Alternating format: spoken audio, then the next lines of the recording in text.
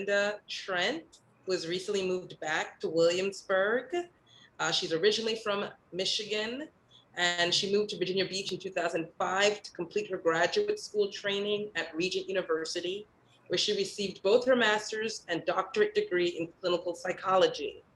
Since being licensed as a clinical psychologist, she has worked in private practice with children, teens, and adults, providing individual therapy, psychological testing, neurofeedback, and group therapy in various places around the state. She also has experience as a clinical director of a community-based mental health agency and a rape crisis center. Dr. Trent has also been trained in trauma-focused cognitive behavioral therapy and EMDR level 1/2. She has received trauma training through Green Cross Academy of Traumatology and is a compassion fatigue educator and therapist. She's passionate about providing excellent clinical care to trauma survivors. Today, she's going to lead us through a creative workshop on creating the color wheel of emotion and being mindful of positive emotions. So welcome, Dr. Amanda Trent. I'm going to take off my camera and give you the center stage. Thank you. Awesome. Well, I'm delighted to be with you today. My favorite techniques to use with clients I work with. And as Sherry shared, my primary specialty is assessing and treating individuals with trauma history, including those who have PTSD and dissociation. So I have found the technique that we're going to be doing together today to be an incredibly useful tool, really with the full spectrum of ages.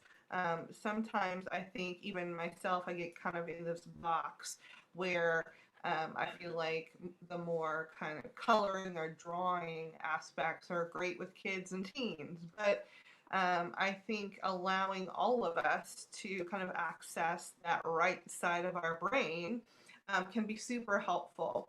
So I have really intended for this time together to be interactive and experiential. So this is not going to be a lecture or, more education. I mean, hopefully you'll learn something, but it's not didactic. It's meant to be experiential, and through you doing the actual technique, of course, you'll learn how to do this technique with someone else if you are a clinician. For those of you who may not be clinicians, this can still be a helpful thing for you to have in your back pocket. I encourage couples to do this with one another as a way to improve communication. And I think this is also a great technique to do with kids. If you have kids and teenagers, it's a great way, a creative way to kind of open that door of having that conversation about feelings. So I'm going to ask if you are able to have your videos on. That just helps me. If you're not able to, fine. But it does make it a little bit more, I guess, easier for me to interact with people I can see. And I also would encourage you, I know that we are in the age of multitasking. If you are able to set aside checking your texts or your emails or whatever else you might have going on in your very busy day, I encourage you to set aside this time to really kind of be here with us.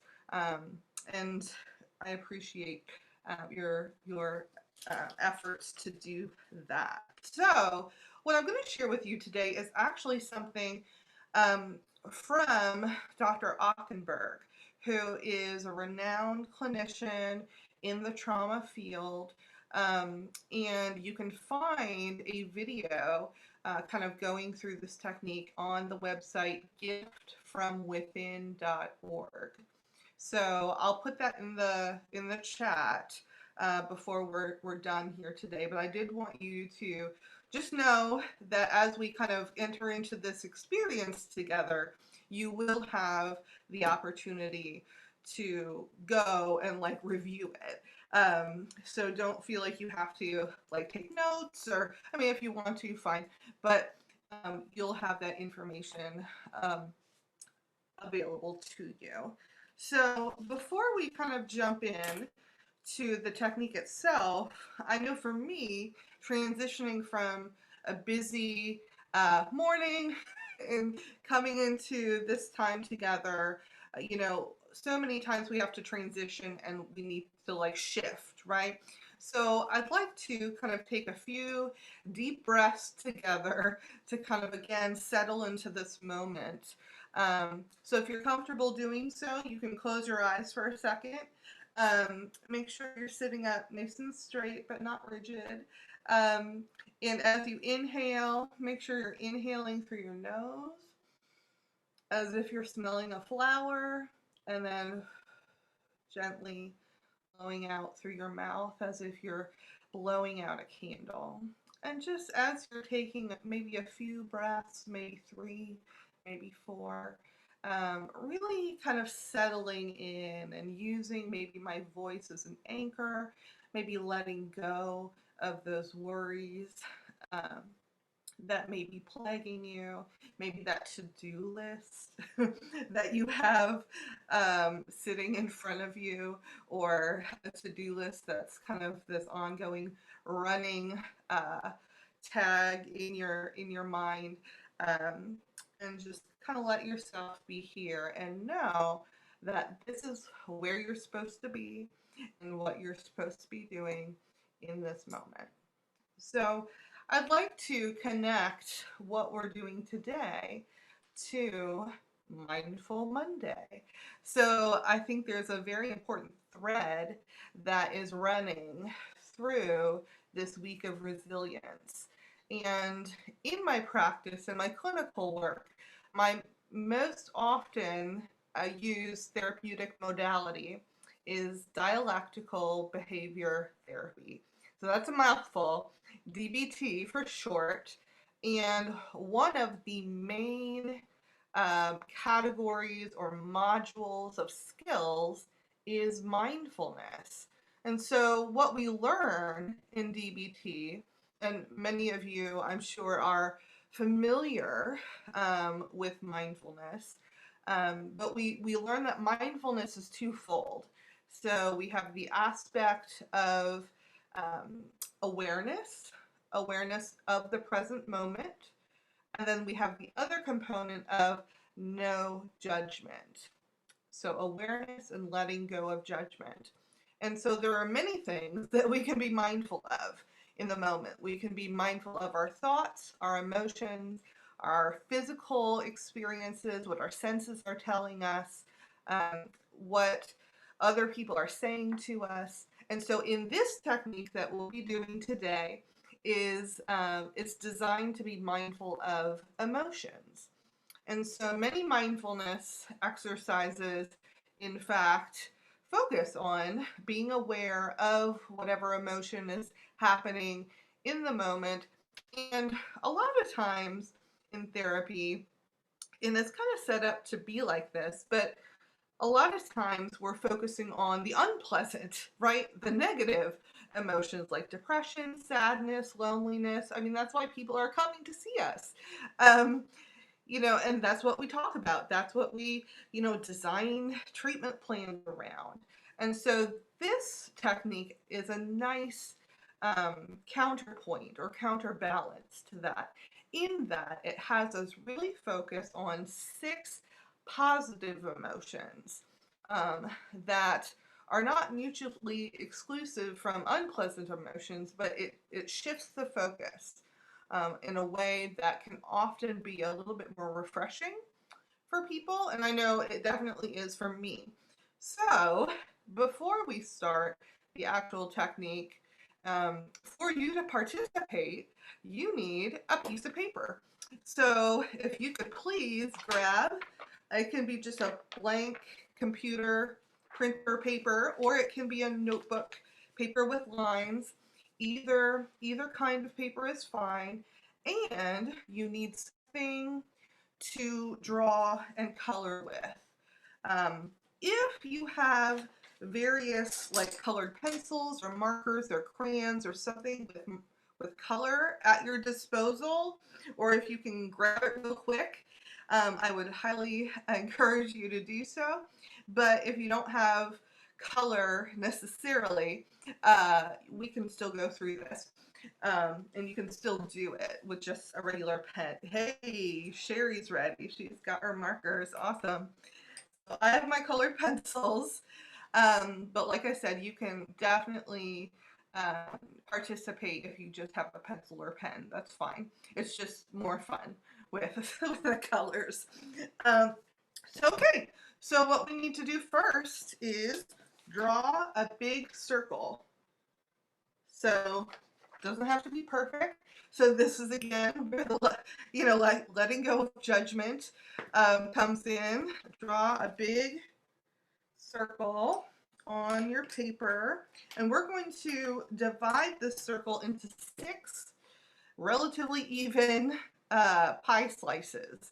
So usually how I do that is after I draw my big circle, I then draw a line to divide it in half, and I'm already kind of uneven, so there we go. And then I draw a big X through the whole thing. So you end up getting a pie or a Trivial Pursuit piece, or however you want to think of it. So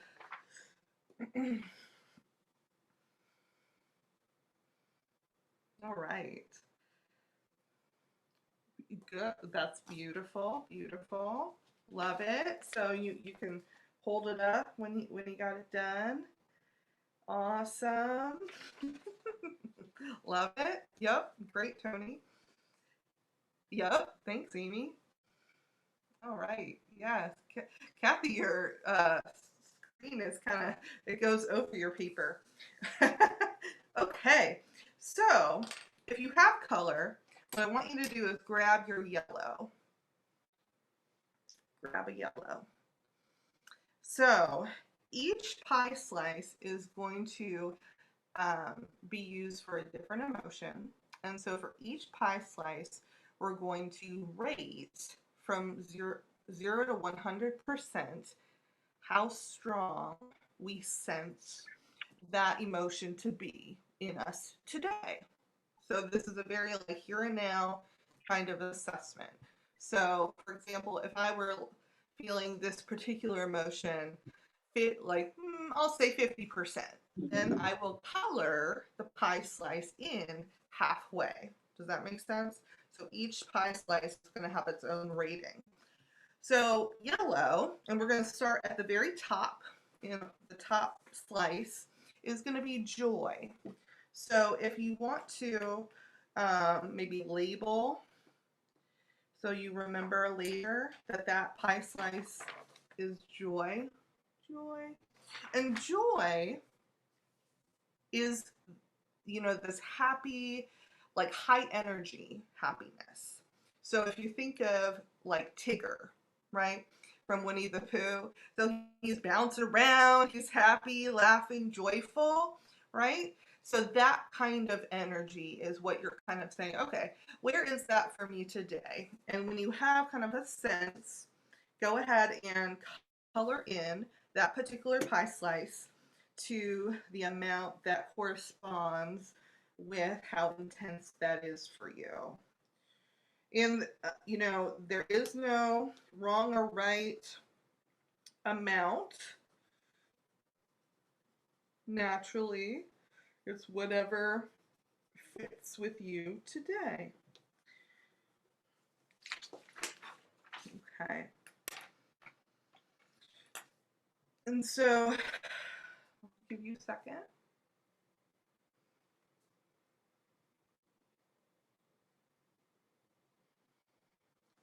And so for those of you who have color, go ahead and you can grab the red while we're making sure everybody's got their yellow filled in. Okay. Let me get my red. Okay. So red is going to stand for love. And so love is both your loving and caring feelings towards others, including animals, including just anything really, and the loving feelings you are feeling coming towards you. So it's both. It's both you giving and receiving love. Where is your love today? So kind of assess what level that is for you and color in that slice. Oh, and I should, it doesn't really matter, but we're going clockwise around the circle. So color in your red, your love.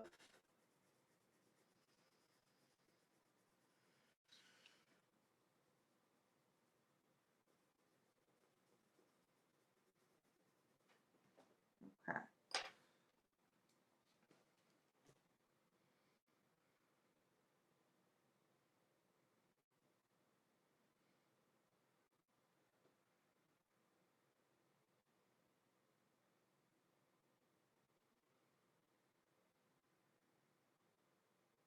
Okay. For those of you who love colors, go ahead and grab an orange.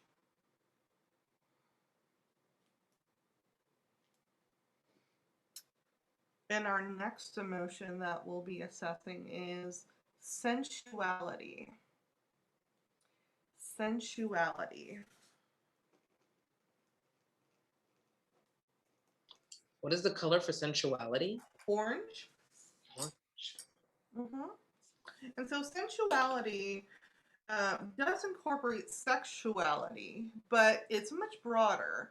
It's really the positive feelings that are associated with any sensory experience. So, for example, I'm very much a coffee drinker. So, I had my Georgia pecan coffee this morning, which just does it for me. You know what I mean? So, like, I have positive feelings that I get when I drink that coffee because it's so good. Or, if you were listening to some pleasant music earlier, or if you can hear the birds outside and that brings positivity into your emotional being, or if you're wearing really comfy clothes, or I'm trying to think what else. You have a candle burning, or essential oils, or just it can be touched too. So if you were able to be physically affectionate with somebody today, all of those are included in sensuality. So go ahead and figure out where your sensuality is for today and color that in. And my pie slices are very uneven. It's interesting to start noticing as we go along the differences between the different slices.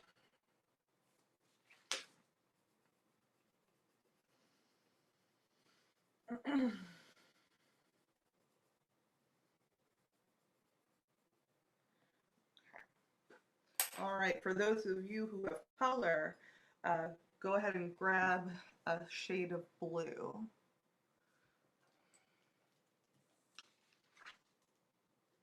The next emotion that we'll be considering today is serenity. Serenity.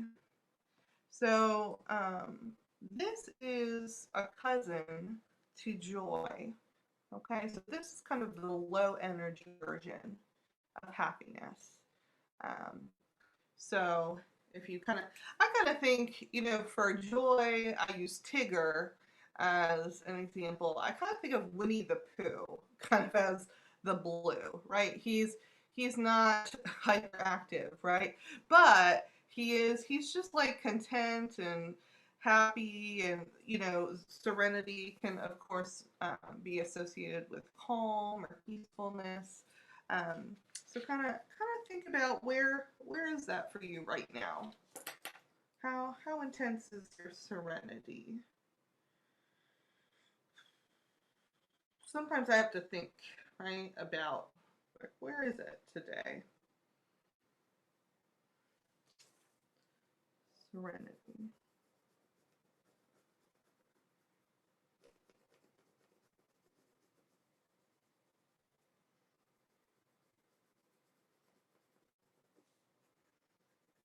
All right, for those of you who have color, go ahead and grab a green, shade of green. And our next emotion is going to be self-love. Self-love, green.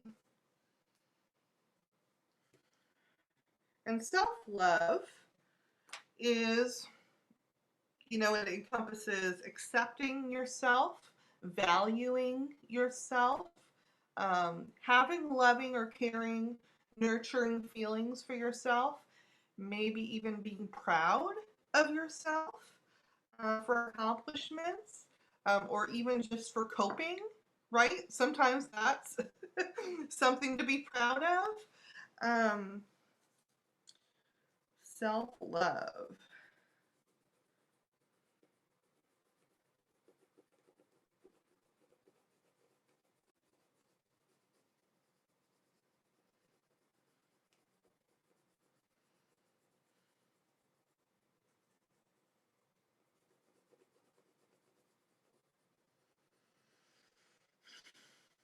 Okay. All right. And last color we're going to use is purple or violet. And that's going to be spirituality. Spirituality. Purple. So spirituality, for those who ascribe to a certain faith tradition, or a certain way of understanding God and spirituality, this might be how close you feel to God, how connected you feel to God. For those who have a more fluid understanding of spirituality, this might be, how connected do I feel to my purpose or meaning in life or ultimate fulfillment. Some people really feel connected to the spiritual through nature. So even if you're not necessarily part of a faith tradition, spirituality is definitely still a very important part of being human. So kind of consider, how connected do you feel to your spirituality, your meaning and purpose, or to your understanding of who God is?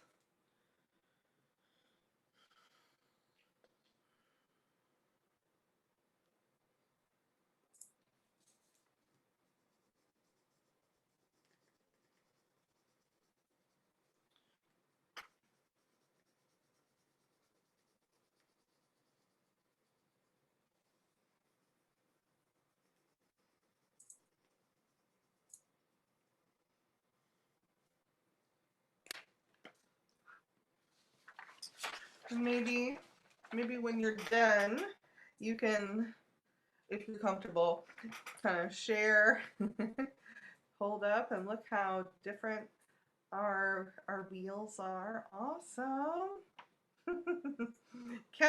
Yeah, there we go. It's like it doesn't know what to do. That's funny. So, intentionally, I wanted to leave time, after we kind of went through this together, to have some discussion about this. And so, usually, my first question after going through the color wheel is to say, look at your wheel. What do you notice? And so I kind of open that to you guys. So if you'd like to respond and kind of interact with this, please feel free to unmute yourself and share, what do you notice about your wheel? I mean, I had a question. Yeah. With the wheel, is it intentional what is across from each other in the wheel? Is there... I think there is some intentionality, yeah, because I think there's balance. I think there's supposed to be a reflection of the continuum of, you know, with joy and serenity being kind of cousins, but on the continuum of energy, and love and self-love kind of being balanced in terms of outward versus inward. And then also, I think spirituality and sensuality, kind of that balance between kind of external stimulus, if you will, you know, connecting to positivity, and kind of the inner stimulus. So yes, I do think there is some intentionality. I noticed, and I'll share mine, and I colored in from the outside in. Okay, wonderful. Yeah, Not some exactly people do the that. best. Yeah. Yep. But I kind of connected my how I'm feeling sensually to the amount of love I'm receiving. So I decided to use two colors in red for love that I feel I'm receiving versus love I'm giving, which is unfortunate that the love I'm giving is smaller, but I felt like that was necessary for me to do. No, that's a really great way to depict that. And then I connected I think the sensuality, what I'm feeling like inward, or what I'm physically, how I feel, I think is connected to the love I'm receiving. So they were like on the same field.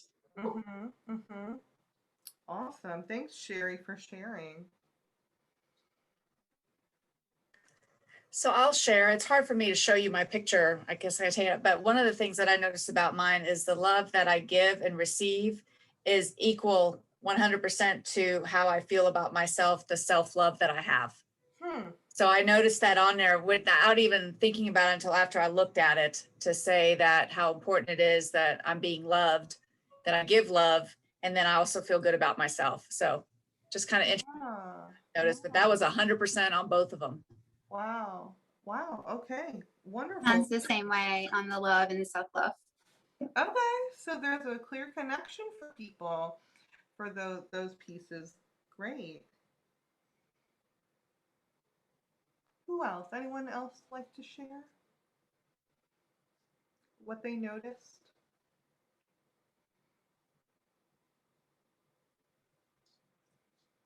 I think it's kind of fun to notice, you know, the white space I didn't get shaded in.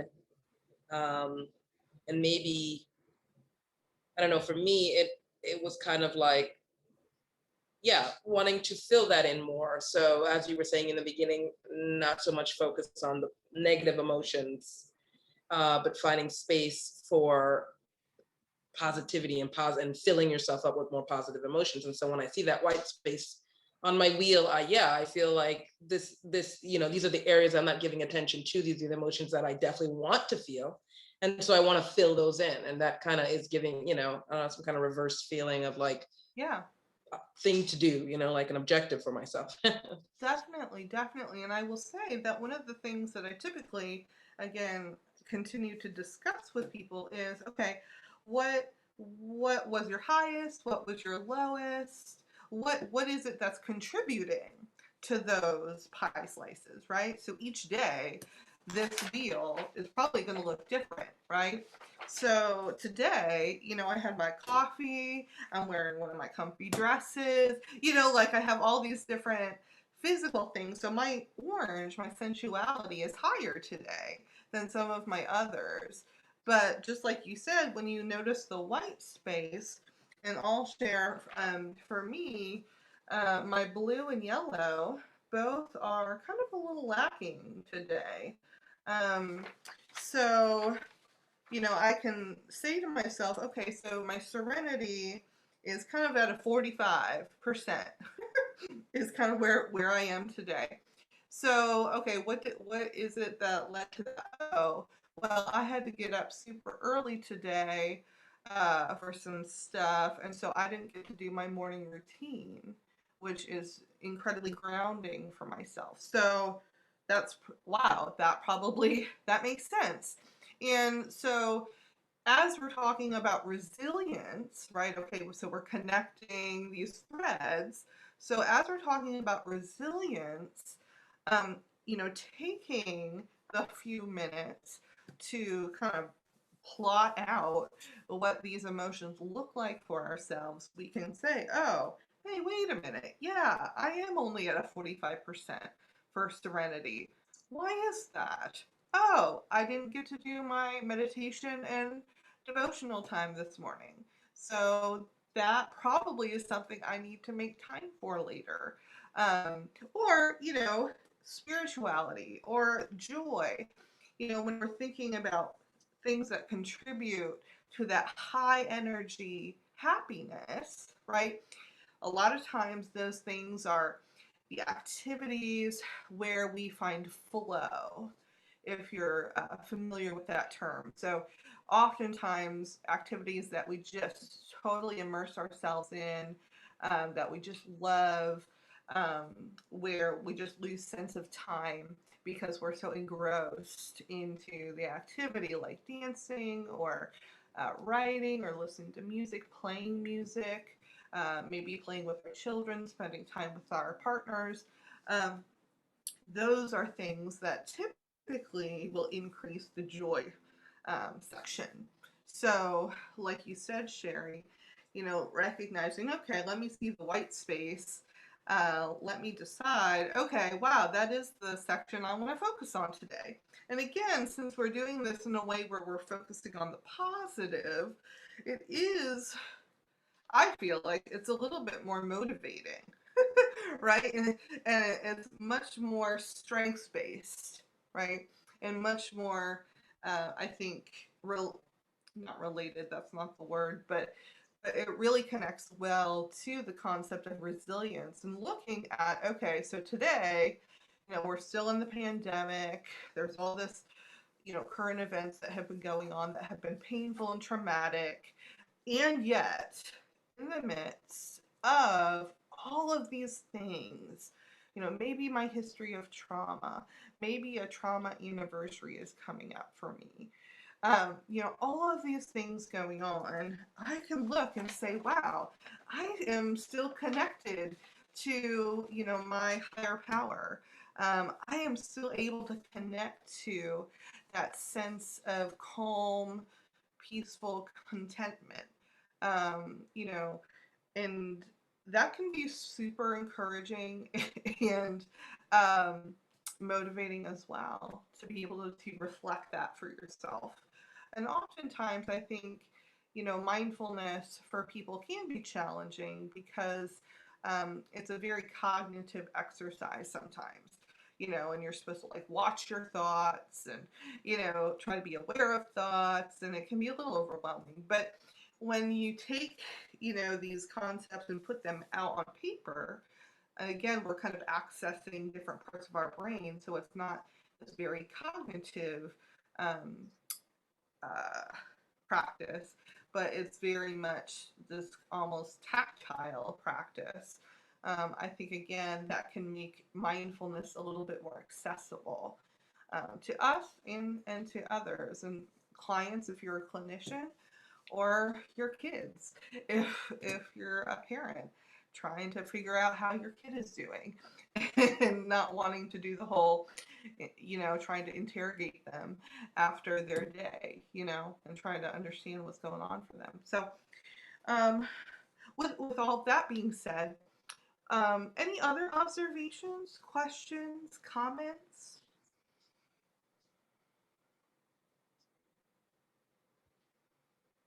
And I would say including maybe just maybe reflecting on how was this for you? How was this experience going through this technique?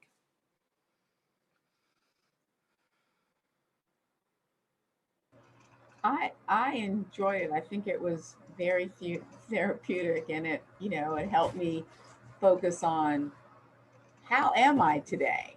Yeah. you know, and I'm sure I don't do that on a normal day. So it just, Right. it made me take the time and say, oh, okay, how am I feeling in this particular area? And so, enlightening, I think. And two, I think, like Sherry said, the areas that were white, I'll show mine, are the areas that I might need to work on a little bit. Yeah. Yeah.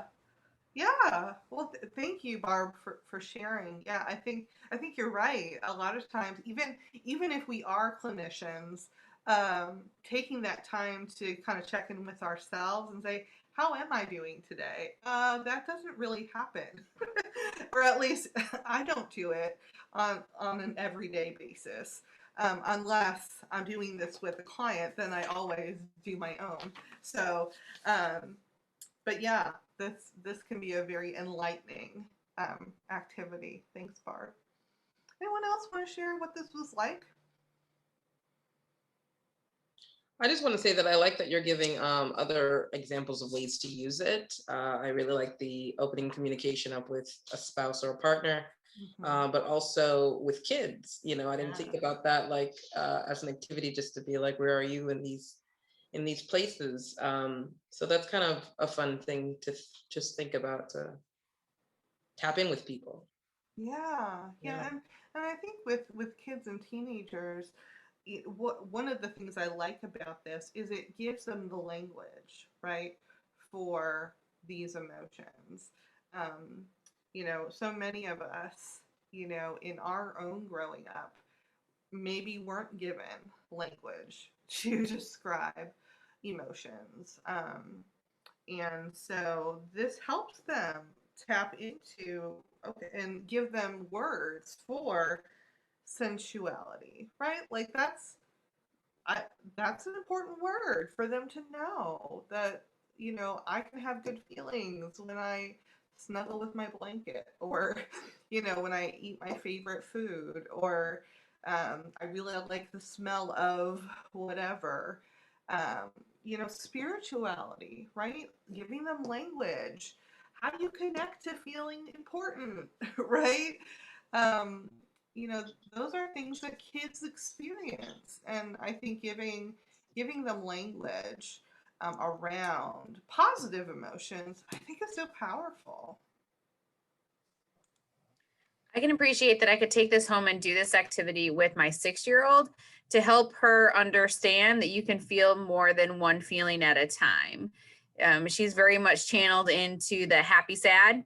And so trying to expand that there's more to just happy and sad. Right. Great activity that I could do with her to help with that language development and her further her understanding of how she's feeling about herself. Yes. Yes.